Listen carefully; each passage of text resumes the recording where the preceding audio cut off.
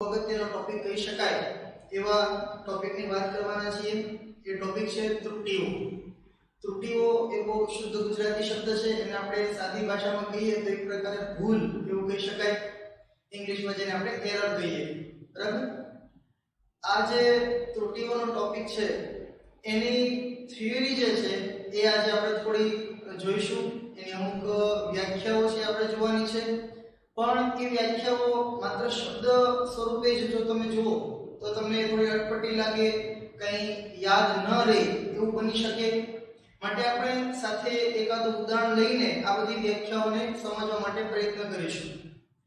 ત્રુટિઓની જો વાત કરીએ તો એના કંઈક બે પ્રકાર પડેલા છે, વ્યવસ્થિત ત્રુટિઓ અને અવ્યવસ્થિત ત્રુટિઓ। પણ જો કે આ ટોપિક જે હું વાત કરું છું કે વ્યવસ્થિત કે અવ્યવસ્થિત ત્રુટિઓ એના પ્રકારની વિશે, તો એ આટલું બધું કોઈ અગત્યનું નથી। તમને સ્પર્ધાત્મક પરીક્ષામાં એ વસ્તુ કોઈ પૂછાતી હોતી નથી, પણ એક થિયોરેટિકલ ટોપિક તરીકે તમને પાઠ્યપુસ્તકની અંદર આપેલો છે, માટે આપણે એ શરૂઆતમાં જોઈશું। ત્યારબાદ ત્રુટિઓના જે મુખ્ય પ્રકાર છે, નિરપેક્ષ ત્રુટિ, સરેરાશ નિરપેક્ષ ત્રુટિ, જેની વ્યાખ્યા મેં બોર્ડ પર લખેલી છે, એ બધા વિશે આપણે ચર્ચા કરીએ। શરૂઆત કરીએ આપણે ટોપિક ત્રુટિઓથી। તો આપણા પાઠ્યપુસ્તકના જે અભ્યાસક્રમ અત્યારે આપણી પાસે છે એ મુજબ ત્રુટિઓના મુખ્યત્વે બે પ્રકાર પાડેલા છે।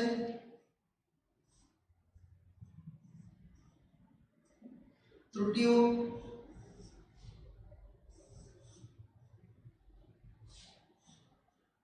એના બે પ્રકાર, એક છે વ્યવસ્થિત ત્રુટિ અને બીજો પ્રકાર છે અવ્યવસ્થિત ત્રુટિઓ। વ્યવસ્થિત ત્રુટિ જે છે એના પણ પાછા ત્રણ પ્રકાર પડેલા છે, અથવા તો એના ત્રણ વિભાગ કહી શકાય। એમાં એક છે પ્રાયોગિક પદ્ધતિને લીધે મળતી ત્રુટિ,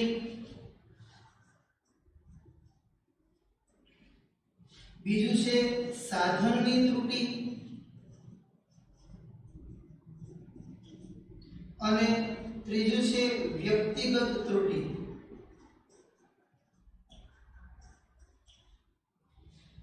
આ થિયરી વિશે આપણે વાત એ માટે કરીએ કે આપણને ખાલી ખ્યાલ આવે કે ત્રુટિ હકીકતમાં છે શું।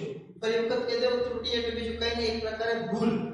તમે ફિઝિક્સ નો અભ્યાસક્રમ ભણવાના છો તો એના અંદર આપણે ઘણી બધી વસ્તુઓના માપ લેવાના આવશે। કોઈ વસ્તુની લંબાઈ, પહોળાઈ કે કદની તમારે ગણતરી કરવાની થાય। જ્યારે તમે પ્રાયોગિક કાર્ય કરતા હશો ત્યારે વર્નિયર કેલિપર્સ અને માઇક્રોમીટર, સ્ક્રૂ ગેજ જેવા સાધનોનો અભ્યાસ કરવાનો થાય। એના સાથે તમારે કામ કરવાનું થાય, એના વડે તમે કોઈ વસ્તુની જાડાઈ કે ઊંચાઈ જે છે એ માપવાની થાય। તો એવા સમયે તમે કઈ કઈ વસ્તુને ધ્યાનમાં રાખો અથવા કઈ કઈ ભૂલ થઈ શકે એનો એક આછો પાતળો ખ્યાલ તમને આજે થિયરી સ્વરૂપે આપવાનો પ્રયત્ન કરવાનો છે। તો અહીંયા જે વ્યવસ્થિત ત્રુટિઓ છે, વ્યવસ્થિત ત્રુટિઓ માટે તમે એમ કહી શકો કે એવી ત્રુટિઓ, એવી ભૂલ કે જેને તમે સુધારી શકો, જે તમારા હાથમાં હોય, જેને તમે એને કંઈક ઇમ્પ્રૂવ કરી શકો।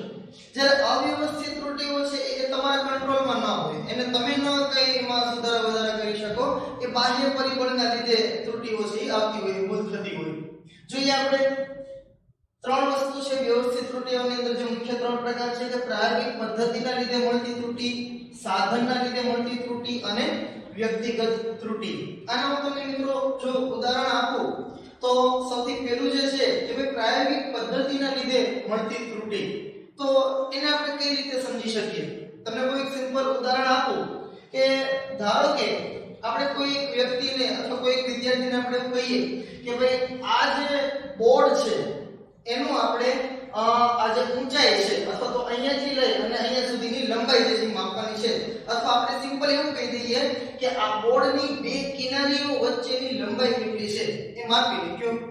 હવે આમ સામાન્ય રીતે તમે વિચાર કરો તો કોઈ વ્યક્તિ આમ આપણે કઈ રીતે માપીએ? ભાઈ ધારો કે મારે આ બે કિનારીઓ છે બોર્ડની, એમના વચ્ચેનું મારે અંતર માપવું હોય, એમના વચ્ચેની મારે લંબાઈ માપવી હોય, તો આપણે શું કરીએ?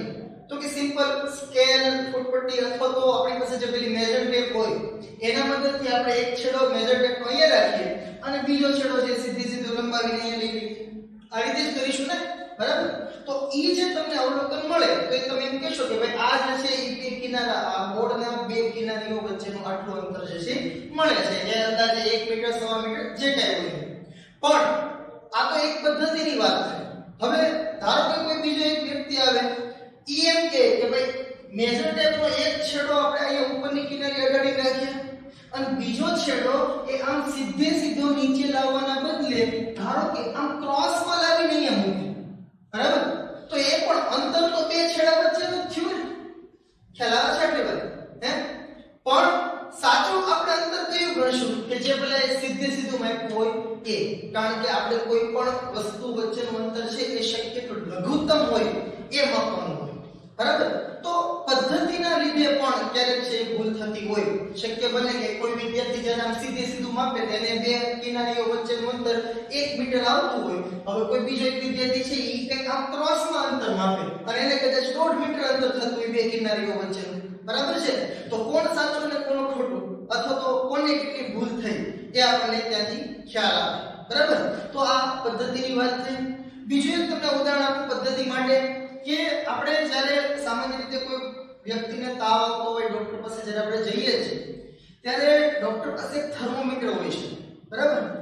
એ થર્મોમીટર જે છે એ ક્યારેક મોંમાં મૂકીને અથવા તો ક્યારેક જે છે એ તમારા બગલમાં મૂકીને એ તાવનું જે ટેમ્પરેચર છે તમારા શરીરનું કેટલું છે માપન કરવાનું હોય છે, બરાબર? તો ક્યારેક એવી પદ્ધતિઓ તમારી એવી ભૂલવાળી થઈ જતી હોય કે ધારો કે તમને મોંમાં મૂકવાનું કે એ પૂરેપૂરું વ્યવસ્થિત રીતે તમે એને અંદર ન મૂકો અને તાપમાન માપો તો કંઈક અલગ આવતું હોય, પછી થોડું વધારે અંદર રાખો તમે મોંમાં થર્મોમીટરને અને પછી એનું તાપમાન આપણે માપીએ તો કંઈક અલગ મળતું હોય. તો આ રીતે કોઈ પણ વસ્તુનું માપન કરવા માટે અલગ અલગ રીત બદલાતી રહેતી હોય, પદ્ધતિ ક્યારેક ખોટી હોય, સાચી રીત ન હોય, ત્યારે પણ ભૂલ થવાની જે શક્યતા રહેતી હોય છે. તો એ વાત થઈ ગઈ આ પ્રયોગ પદ્ધતિને લીધે મળતી ત્રુટિની. પછી બીજું જે છે સાધનની ત્રુટિ. આ મિત્રો સાધનની ત્રુટિ છે એ આપણે રોજબરોજના વ્યવહારમાં ઘણી બધી જગ્યાએ જોવા મળતી હોય છે. હું તમને વાત કરું કે તમે ઘરે જે છે એ સામાન્ય રીતે પેલા પસ્તી કે ભંગારવાળા લોકો જે આવતા હોય છે એમના પાસે પેલો સ્પ્રિંગ વાળો કાંટો હોય છે, તમે કદાચ જોયો હોય તો એમાં મિત્રો સ્પ્રિંગના કાંટામાં કઈ રીતે હોય છે કે એ સ્પ્રિંગનો જે બેલેન્સ હોય છે કાંટો છે એના ઉપર આંકડા લખેલા હોય, 1 કિલોગ્રામ 2 કિલોગ્રામ 3 કિલોગ્રામ એ રીતે 40-50 જેવો પછી એ કાંટો, બરાબર? અને એના ઉપર એક પોઇન્ટર હોય છે, એક પ્રકારનો કાંટો છે એના ઉપર આમ ફરતો હોય, તમે નીચે વસ્તુ લટકાવો એટલે કાંટો જે છે ઉપર નીચે થાય એટલે આપણને ખ્યાલ આવે 5 કિલોગ્રામ છે 10 કિલોગ્રામ છે એ રીતે તમે એનું વજન છે માપી શકો કોઈ પણ તમે જે કઈ વસ્તી કે જે કઈ આવતા ભંગાર.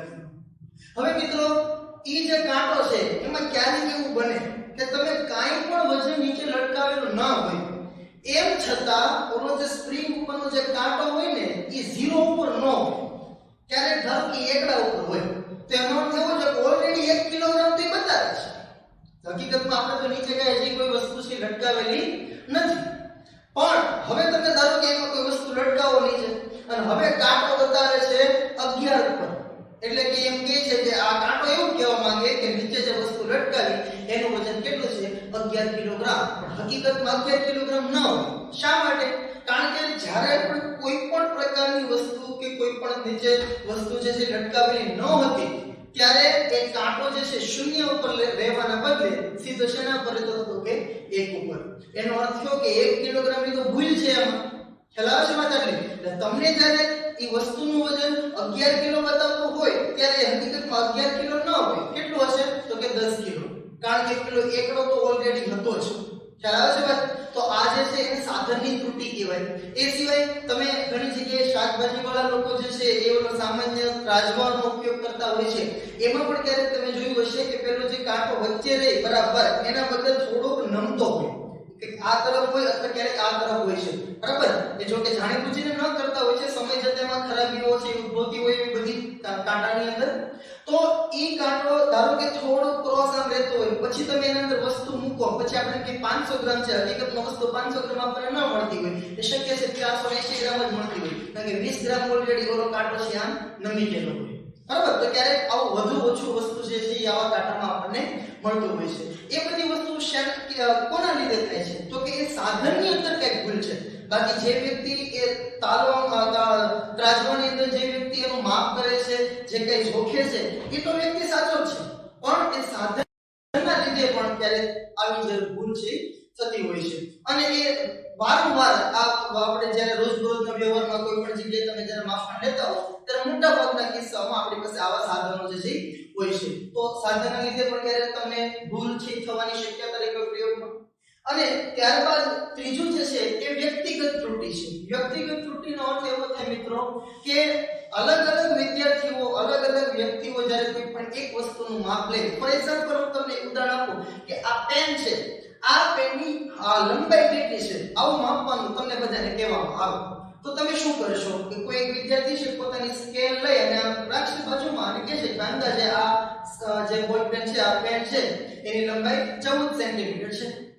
પછી બીજા વિદ્યાર્થીને આપણે બીજો વિદ્યાર્થી એની પોતાની સ્કેલ લેશે, એ ફરીવાર માપશે, એમ કે 14.5 સેન્ટીમીટર છે.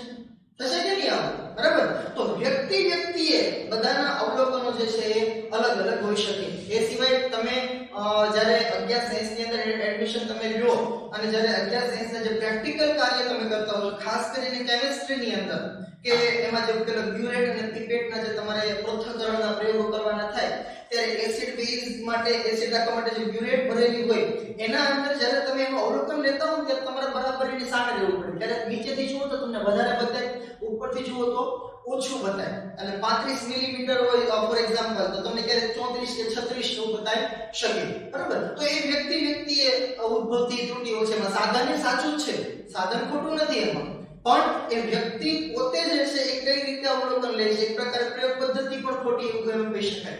તો વ્યક્તિ અવલોકન લે, બીજો કોઈ વ્યક્તિ અવલોકન લે, ત્રીજો કોઈ વ્યક્તિ અવલોકન લે, એમ વ્યક્તિએ પણ ક્યારેક જે છે એ ભૂલ થવાની શક્યતાઓ રહેતી હોય છે. જોકે એ ત્રુટિઓ એટલે બધી ખાસ હોતી નથી, બહુ સામાન્ય ત્રુટિઓ હોય છે, પણ આને વ્યક્તિગત ત્રુટિઓ આપણે કહી શકીએ. તો આ થઈ ગયો વ્યવસ્થિત ત્રુટિવાળો ભાગ, એના પ્રકાર વિશે આપણે ચર્ચા કરી. આ જે છે અવ્યવસ્થિત ત્રુટિ. અવ્યવસ્થિત ત્રુટિ જે છે મિત્રો એ એવી ત્રુટિઓ છે કે જેને તમે સુધારી ન શકો. કારણ કે વ્યવસ્થિત ત્રુટિઓ જે છે તમે ધારો કે પદ્ધતિ ખોટી હોય તો પદ્ધતિ તમારી સાચી બનાવી શકો, કોઈ પાસેથી શીખી શકાય કે ભાઈ કઈ રીતે આ વસ્તુનું આપણે માપ લેવું છે. સાધનની ત્રુટિ હોય તો તમે સાધનને સુધારી શકો, સાધનને રિપેરિંગ કરાવી શકો. તો આ એવી ત્રુટિઓ છે કે જેને તમે સુધારી શકો, જે તમારા કંટ્રોલમાં છે. જ્યારે અવ્યવસ્થિત ત્રુટિઓ એ એવી ત્રુટિઓ છે કે જે આપણા કંટ્રોલમાં ન હોય. ફોર એક્ઝામ્પલ તમે ધારો કે ગુરુત્વાકર્ષણનો આપણે પ્રયોગ કરતા તો ગુરુત્વ પ્રવેગ તમારે માપવાનો હોય તો એના માટે બહુ ફેમસ પેલો લોલકવાળો પ્રયોગ છે.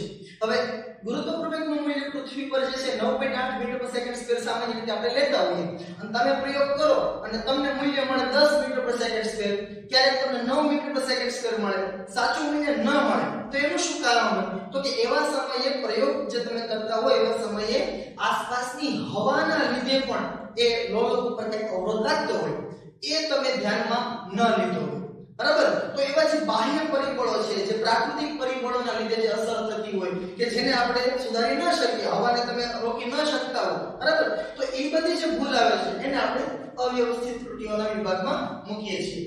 તો મિત્રો આ માત્ર વ્યવસ્થિત ત્રુટિઓ અને અવ્યવસ્થિત ત્રુટિઓની એક પ્રસ્તાવના માત્ર છે. આને તમારે કોઈ પરીક્ષા માટે ઉપયોગી થાય એવું નથી, માત્ર તમને એની જાણકારી હોવી જોઈએ. ત્રુટિઓનો જે સાચો ભાગ છે એ હવે અહીંયાથી શરૂ થશે. બરાબર.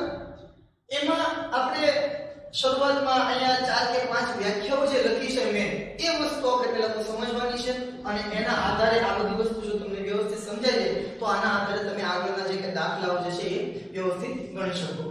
સૌથી પહેલું જે છે સરેરાશ મૂલ્ય અથવા સાચું મૂલ્ય. બરાબર. હમણાં જે મેં વાત કરી કે ભાઈ આ પેન જે છે એની લંબાઈ માપવાનું તમને કહેવામાં આવે. એક વિદ્યાર્થી એમ કહે છે કે આ પેનની લંબાઈ છે 14 સેન્ટીમીટર છે, બીજો કોઈ એમ કહે છે 14.1 સેન્ટીમીટર છે, કોઈ ત્રીજો વિદ્યાર્થી એમ કહે કે આ પેન છે તો 13.5 સેન્ટીમીટરની છે, કોઈ એમ કહે છે 13.9 સેન્ટીમીટર છે, કોઈ એમ કહે છે 15 સેન્ટીમીટર છે. ખ્યાલ આવે છે દોસ્તો? બરાબર. તો અલગ અલગ વિદ્યાર્થીઓ આ પેનની લંબાઈ અલગ અલગ કહેશે. તો આપણે આ પેનની સાચી લંબાઈ કઈ ગણવી? તો કોઈ એક વિદ્યાર્થીને તો આપણે એમ ન કહીએ કે આ હાસો કે આ ખોટો છે, બરાબર છે. તો આવા સમયે આપણે શું કરીએ તો કે ભાઈ બધાએ જેટલા પણ વિદ્યાર્થીઓએ અવલોકન લીધેલું છે એ બધાની એવરેજ લઈ લઈએ આપણે, એટલે કોઈ ખોટું ન લાગે આપણે એક રીતે કહી શકીએ. એટલે જે બધા વિદ્યાર્થીઓએ અવલોકનો લીધેલા હોય એમના એવરેજ કરવાથી જે મૂલ્ય મળે એને આપણે સાચું મૂલ્ય ગણતા હોઈએ. જો તમને સાચું મૂલ્ય આપેલું હોય, બરાબર, તમને જ્યારે પ્રશ્ન પૂછાય ત્યારે એમ ધારો કે એવો પ્રશ્ન પૂછાય કે એક સળિયો છે એની લંબાઈ 5 મીટર છે, તો સાચું મૂલ્ય આપણને આપી દીધું છે, તો પછી આપણે એ સાચું મૂલ્ય ગણવાની જરૂર નથી. પણ ધારો કે તમને પ્રશ્ન આવો કંઈક આપેલો હોય કે એક સળિયાની લંબાઈ માપવામાં આવે છે અને અલગ અલગ અવલોકનો આ મુજબ મળે છે 5.1 metre, 5.2 metre, 5 metre, 4.9 metre, 4.8 metre. ધારો કે આ પ્રકારના અવલોકનો આપી દે તો પછી આપણે સાચું મૂલ્ય શોધવું પડે, સરેરાશ લેવી પડે, કારણ કે આપણને રકમમાં કોઈ ઉલ્લેખ કરેલો હોય નહીં. અને મોટા ભાગના પ્રશ્નો જ્યારે તમે આ જે ટોપિકને લગતા ગણશો ત્યારે આવા જ પ્રકારના પ્રશ્નો હશે, એમાં સાચું મૂલ્ય તમને આપેલું હોય, માત્ર અવલોકનો આપેલા હશે.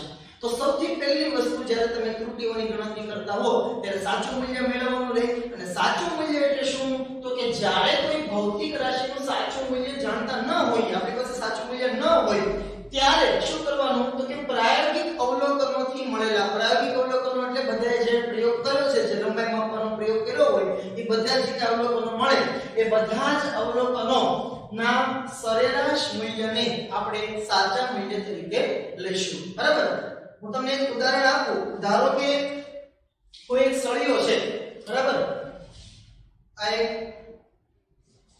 લોખંડનો સળિયો લઈએ આપણે.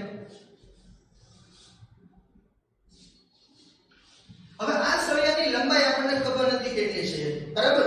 હવે આપણે અલગ અલગ વિદ્યાર્થીઓને કીધું ભાઈ આ સળિયાની લંબાઈ તમે માપીને જો. અમને બધે પોતપોતાની રીતે ફૂટપટ્ટી લે, કોકપડી જે છે મેજર ટેપ લે, બરાબર, કોક છે નાની સ્કેલ લે, જેને જે સારું લાગે, જેની પાસે જે સાધનો હોય પણ એને માપીને આપવાનું છે કે આ સળિયાની લંબાઈ કેટલી છે. અને ધારો કે આપણે કોઈ 5 વિદ્યાર્થીઓને પસંદ કરીએ કે આ 5 વિદ્યાર્થીઓ ભેગા થઈ અને આ સળિયાની લંબાઈ જે છે પોતપોતાની રીતે માપે.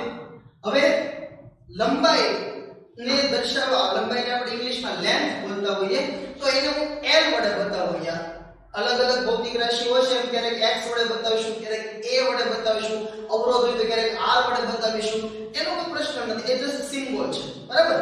પણ માનો ધારો કે આ સળિયાની લંબાઈ માપી છે, અલગ અલગ વિદ્યાર્થીઓને કીધું અને પેલો એક વિદ્યાર્થી એવો છે ઈ આપણને એમ કહે કે ભાઈ આ સળિયાની જે લંબાઈ છે ને એ 5.2 મીટર છે, બરાબર. પેલો વિદ્યાર્થી એવો છે કે જે આ સળિયાને પોતાની રીતે માપે, એની પાસે જે કે સાધન હોય અને આપણને એમ કહે કે આ સળિયાની લંબાઈ છે 5.2 મીટર છે, તો ઈ લંબાઈને હું L1 વડે બતાવું. પછી બીજો એક વિદ્યાર્થી હોય એ એમ કહે કે ભાઈ આ સળિયાની લંબાઈ તો 5 મીટર પૂરેપૂરી છે, નહીં ઓછી કે નહીં વધારે. ત્રીજો એક વિદ્યાર્થી છે એ આ સળિયાની લંબાઈ છે કે ભાઈ 4.9 મીટર છે. ચોથો વિદ્યાર્થી છે એ એમ કહે છે આ સળિયાની લંબાઈ 4.8 મીટર છે. અને પાંચમો વિદ્યાર્થી છે એ ધારો કે એવું કે આ સળિયાની લંબાઈ જે છે 5.1 મીટર છે, બરાબર. તો આ રીતે પાંચે વિદ્યાર્થીઓ આમ જોવા જાવ તો 5 ની નજીક જ છે. બધા વિદ્યાર્થીઓએ જે કઈ માપ કર્યું છે એ 5 મીટરની નજીક જ છે. એટલે આપણને એના પરથી એટલો તો ખ્યાલ આવે કે આ સળિયાની લંબાઈ અંદાજે 5 મીટર આસપાસ જ હશે. પણ બધા વિદ્યાર્થીઓને જે છે એ અવલોકનો અલગ અલગ આવે છે. તો આમાંથી કોઈ એકને સાચું માનવાનું નહીં. સાચું મૂલ્ય આપણે કોને લેવાનું તો કે આની એવરેજ લઈ લેવાની, બરાબર છે. તો ધારો કે મારે અહીંયા આપણે સાચું મૂલ્ય જો અહીંયા હું લખું કે ભાઈ કોઈ પણ ભૌતિક રાશિનું આપણે સાચું મૂલ્ય જાણતા ન હોઈએ, અત્યારે એનો ભૌતિક રાશિ તરીકે વાત કરું તો લંબાઈની વાત કરીએ છીએ કે આ સળિયાની લંબાઈ આપણને ખબર હોય નહીં. આ સળિયાની જે લંબાઈ છે એને આપણે આ L વડે બતાવીએ, બરાબર. તો આ L નું મૂલ્ય કેટલું છે આપણને ખબર નથી, પણ અલગ અલગ વિદ્યાર્થીઓ 5 ભેગા થઈ અને બધાએ પોતપોતાની રીતે માપ્યું અને એને કે આ પ્રકારની લંબાઈ મળી. તો સાચું મૂલ્ય આપણે કોને ગણશું તો એના માટે શું કરવાનું તો કે જેટલા પણ પ્રાયોગિક અવલોકનોથી જે મૂલ્ય મળેલા છે એના સરેરાશ મૂલ્યને આપણે સાચા મૂલ્ય તરીકે ગણીશું. તો સરેરાશ મૂલ્યને હું અહીંયા આપણે લંબાઈ છે માટે L વડે બતાવું છું. ખાસ યાદ રાખજો મિત્રો, પાઠ્યપુસ્તકની અંદર તમે ક્યારેક a લખેલો હશે, x લખેલો હશે તો એ માત્ર એક પ્રકારના સિમ્બોલ છે, બરાબર. એમાં કોઈ ઓલું નથી કે ભાઈ L વડે જ બતાવવું કે a વડે બતાવવું. એ તમે કોઈ પણ સિમ્બોલ છે એનો ઉપયોગ કરી શકો. અને હું લંબાઈની વાત કરું છું માટે હું L વડે બતાવું છું. તો આપણે એમ કહીએ કે L એ કેટલું હશે તો તો એના માટે આપણે લખીશું L1 L2 L3 L4 L5 ભાગ્યા 5. તમે લોકો સરેરાશ મૂલ્ય લેતા તો તમને આવડતું જ હોય. 9માં અને 10મા ધોરણમાં તમે આ વસ્તુ ભણ્યા હશો કે આપેલા બધા જ અવલોકનોનો સરવાળો ભાગ્યા અવલોકનોની સંખ્યા. તો અહીંયા આપણી પાસે 5 અવલોકનો છે માટે ભાગાકારમાં મેં લીધું છે 5. તો આ આપણને જે મૂલ્ય મળશે એને આપણે સાચું મૂલ્ય અથવા તો સરેરાશ મૂલ્ય કહીએ. અને સરેરાશ દર્શાવવા માટે મિત્રો આ પ્રકારના એક સિમ્બોલ સંજ્ઞાનો જે છે ઉપયોગ થાય છે. આ જે ઉપર મેં આડો લીટો કર્યો છે એને બોલાય છે બાર. અહીંયા હું તમને લખી દઉં. આ જે મેં આડો લીટો કર્યો છે એને આપણે બોલીએ છીએ બાર. એટલે આ બાર જે છે એ સરેરાશ દર્શાવવા માટે ઉપયોગી છે. આને બોલાય L બાર બરાબર L1 L2 L3 મતલબ જેટલા પણ અવલોકનો છે બધાનો સરવાળો ભાગ્યા અવલોકનોની સંખ્યા. બીજી એક વાત કરી દઉં મિત્રો કે અત્યાર સુધી ધોરણ 10 સુધી તમે લોકોએ ક્યારે કેલ્ક્યુલેટરનો ઉપયોગ કરેલો ન હતો. આપણે આ ચેપ્ટરની અંદર પણ શરૂઆતના લગભગ 8 કે 9 લેક્ચર સુધી મેં તમને કોઈ પણ જગ્યાએ કેલ્ક્યુલેટરનો ઉપયોગ શક્ય એટલો ન થાય એનું ધ્યાન રાખ્યું હતું. પણ સાયન્સની અંદર 11 વર્ષ સાયન્સની અંદર સાદા કેલ્ક્યુલેટરનો ઉપયોગ જે છે તમે કરી શકો છો. સાયન્ટિફિક કેલ્ક્યુલેટર નહીં મિત્રો, ખાસ યાદ રાખજો.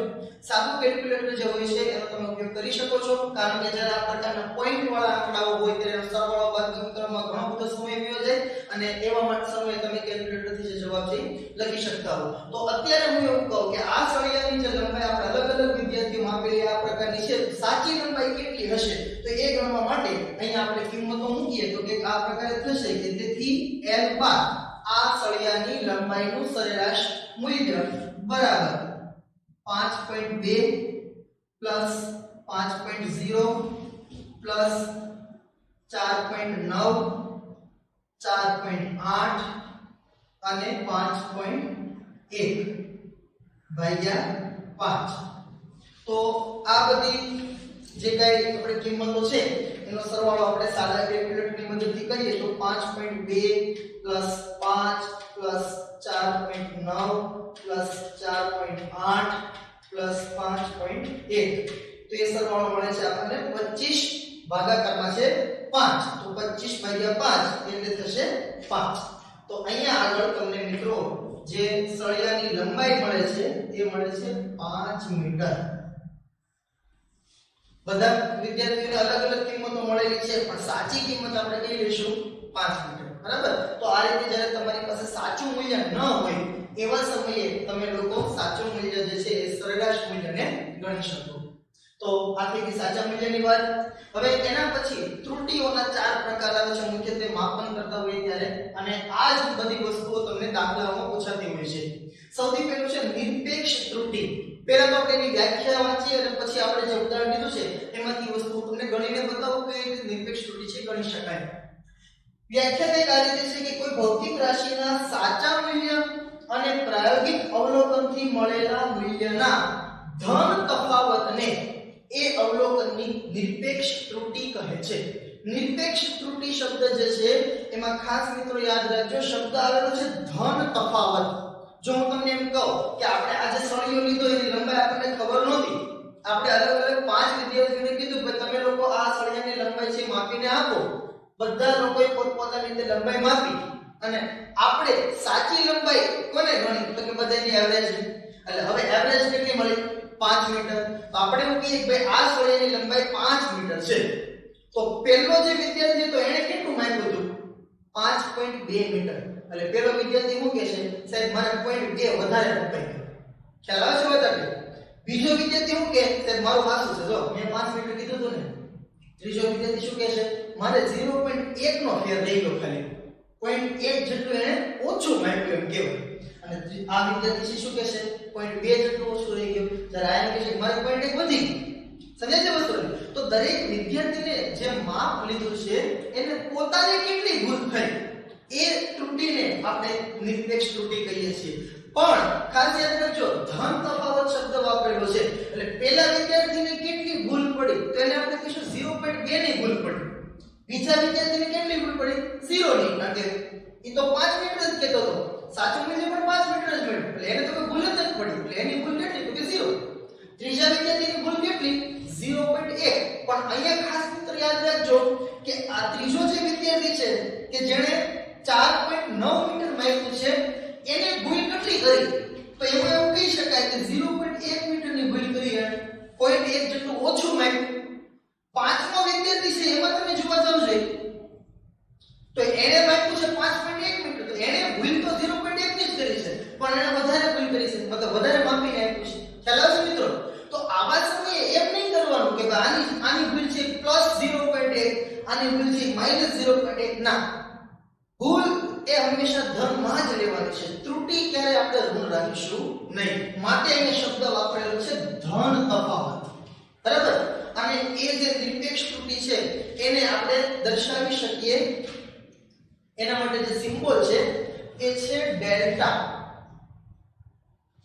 બરાબર તો હું કંઈક આ રીતે લખી શકું કે જે પહેલો વિદ્યાર્થી છે એને કેટલી ભૂલ પડી તો એને હું લખીશ ડેલ્ટા L1 પ્રથમ અવલોકનમાં મળેલી ત્રુટિ એને મળતી ભૂલ હવે વ્યાખ્યા ફરી વખત જોઈએ આપણે વ્યાખ્યા શું કહે છે કે કોઈ ભૌતિક રાશિના સાચા મૂલ્ય સાચું મૂલ્ય એટલે આપણે ઉપર જે સરેરાશ મૂલ્ય લીધું એટલે સાચું મૂલ્ય ગણીએ એટલે અહીંયા આવશે 5 મીટર અને પ્રાયોગિક અવલોકન એટલે જે વિદ્યાર્થી માપ્યું છે એ કેટલું છે તો કે 5.2 પહેલા વિદ્યાર્થી જે માપ્યું છે તો એના ધન તફાવતને આપણે જે છે એ નિરપેક્ષ ત્રુટિ કહીએ એટલે એને હું કંઈક આ રીતે લખી શકું જરા ધ્યાન રાખજો મિત્રો પહેલા તો સાચું મૂલ્ય એટલે L12 માઈનસ પ્રાયોગિક મૂલ્ય એટલે કે L1 એટલે પહેલા તો આપણે આનો તફાવત લઈ લેશું અને પછી એનો જે છે આપણે માનાંક એટલે કે મોડ લઈએ એટલે કે જે વસ્તુ ઋણ હશે એ પ્લસ થઈ જશે કારણ કે આપણે તો ધન તફાવત છે ભૂલ કેટલી છે વધારે છે કે ઓછી છે એ આપણે જોવાનું નથી તો અહીંયા હું લખીશ L12 કેટલું છે તો કે 5 માઈનસ L1 કેટલું છે 5.2 તો મિત્રો તમે જ્યારે બાદબાકી કરો 5 ઓછા 5.2 તો સિમ્પલ બાદબાકી છે તો 0.2 આવશે પણ માઈનસ આવશે પણ માનાંક છે માટે હું અહીંયા ડાયરેક્ટ લખી નાખીશ 0.2 એટલે કે પહેલા વિદ્યાર્થીએ જે અવલોકન લીધું એને કેટલી ભૂલ આવી તો કે 0.2 તો આ છે પ્રથમ અવલોકનમાં મળતી નિરપેક્ષ ત્રુટિ ખ્યાલ આવે છે મિત્રો નિરપેક્ષ ત્રુટિ એટલે શું સાચું મૂલ્ય જે છે એનાથી દરેક અવલોકનકાર છે કેટલું દૂર રહી ગયું એને કેટલી ભૂલ કરી એને કહેવાય નિરપેક્ષ ત્રુટિ આ જ રીતે બાકીના જે અવલોકનોમાં મળતી નિરપેક્ષ ત્રુટિઓ છે એ હું લખું હવે હું ડાયરેક્ટ લખી નાખીશ તમને કારણ કે પહેલા એક વખત સૂત્ર લખ્યું છે એટલે હવે સૂત્ર લખવાની જરૂર નથી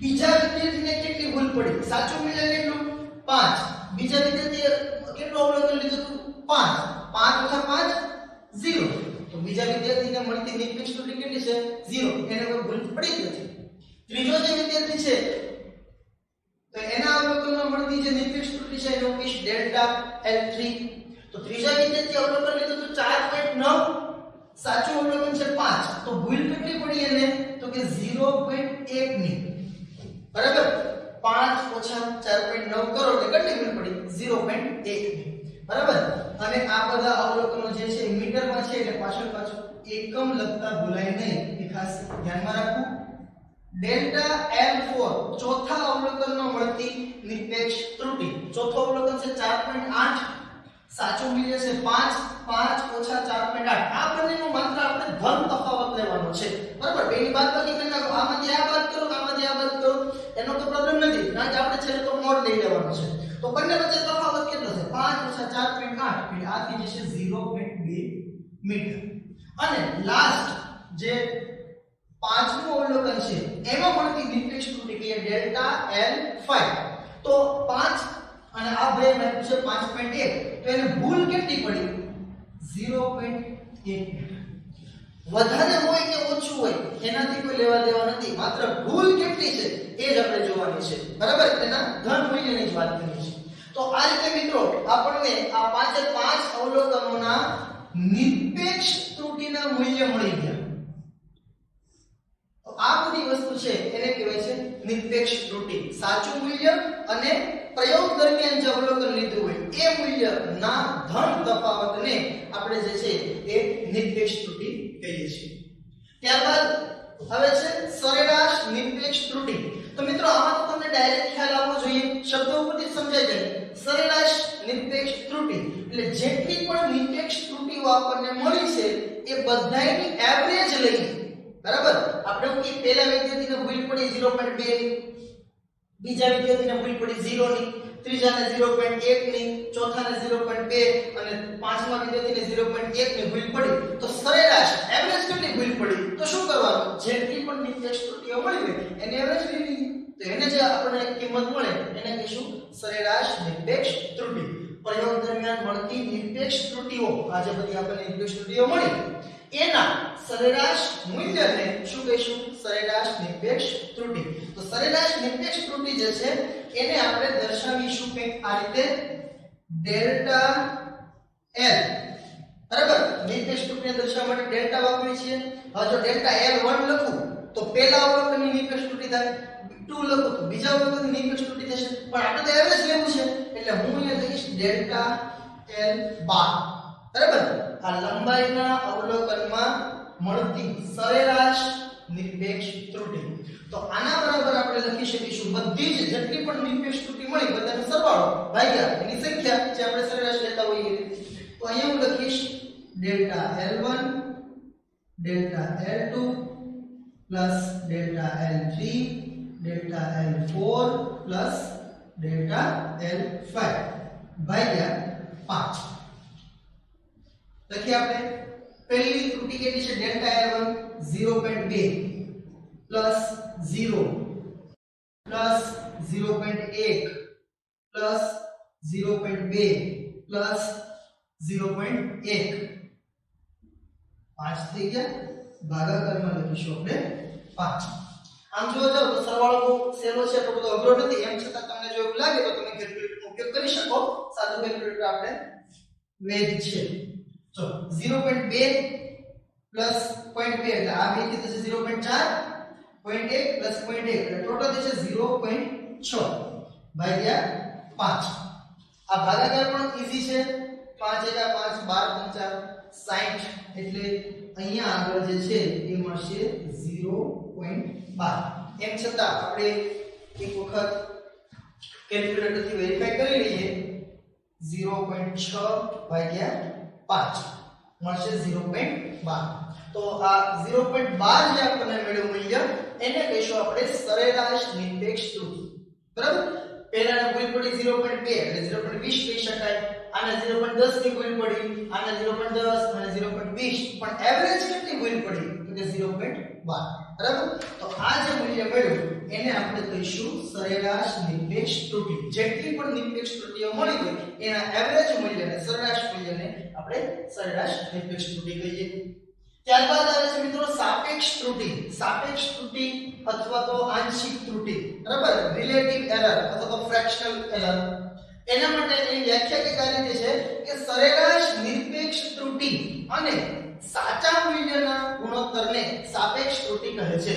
સરેરાશ નિરપેક્ષ ત્રુટી જો આનું મને સૂત્ર બનાવવું હોય, પહેલી વસ્તુ એ કે આંશિક ત્રુટી જે છે ને ડેલ્ટા વડે બતાવાય. આ પ્રકારનો જે સિમ્બોલ છે આને આપણે ડેલ્ટા બોલીએ છીએ. અલગ અલગ પ્રકારના 3 થી 4 વાતના આપણે સાયન્સ ની અંદર ડેલ્ટાની જે છે અલગ અલગ સિમ્બોલ છે આવવાના છે. એક ડેલ્ટા ત્રિકોણ વાળો આપણે આવી ગયો, આ બીજો ડેલ્ટા છે. તો ડેલ્ટા L આ રીતે હું લખું. બરાબર?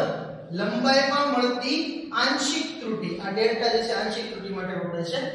તો એના બરાબર શું સૂત્ર છે? તો કે સરેરાશ નિરપેક્ષ ત્રુટી. નિરપેક્ષ હોય એટલે આ ડેલ્ટા છે ત્રિકોણ વાળો, નિરપેક્ષ ત્રુટી પછી કેવી? સરેરાશ અને ડેલ્ટા L બાર છેદમાં શું છે? અને સાચા મૂલ્યના ગુણોત્તર. ગુણોત્તર એટલે છેદમાં છે. સાચું મૂલ્ય તો આપણને ખબર નથી L શું છે, પણ આપણે શું લીધું છે? એવરેજ. એટલે અહીંયા હું લખીશ છેદમાં L બાર. તો આ જે કિંમત મળશે આ ગુણોત્તરથી ભાગાકારથી એને આપણે સાપેક્ષ ત્રુટી કહીએ. આપણે અત્યારે જે પ્રયોગ ધ્યાનમાં લીધો છે આ સળિયાની લંબાઈ માપવાનો, એના માટે જો હું વાત કરું તો ડેલ્ટા L બાર આપણને મળ્યું છે 0.12 સરેરાશ નિરપેક્ષ ત્રુટી ભાગ્યા L બાર કેટલું છે? તો કે 5. તો 0.12 ભાગ્યા 5 તમને મળશે 0.024 ડેલ્ટા L બરાબર 0.024.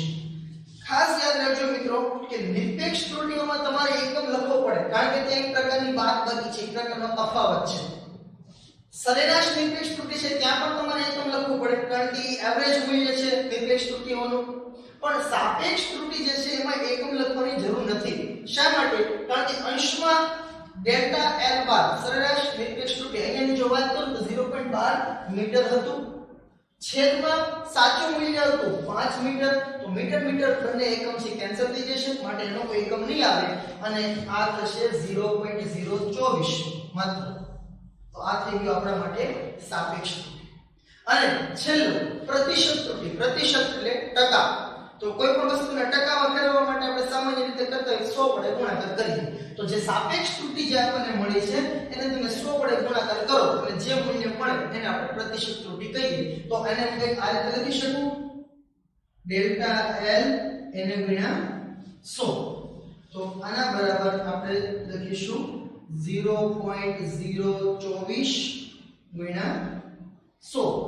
તો 100 વડે તમે ગુણાકાર કરો એટલે એ થઈ જશે 2.4 અને પ્રતિશત માટે ટકા આપણે લખવું પડશે.